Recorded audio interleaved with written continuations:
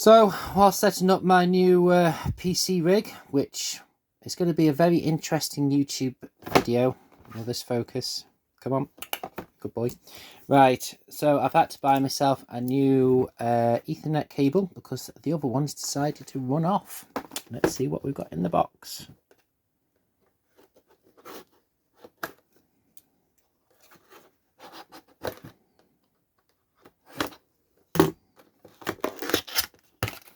Oh, we should look at the box first, shan't we?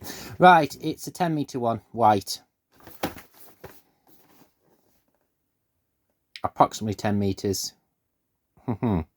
Speeds up to 1 gigabyte per second?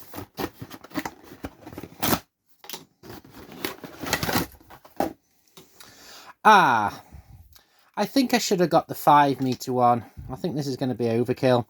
Anyway, if you're wondering what a 10-meter one... Actually, this probably will come in handy, to be honest. I've got a use for it. It means that I can have my PC well away from my monitor, so I can keep it nice and cool. Anyway, thanks for watching, and not going to bother untangling this. I think I should have bought the 5-meter one. That's it. Review over. Thanks for watching. See you soon.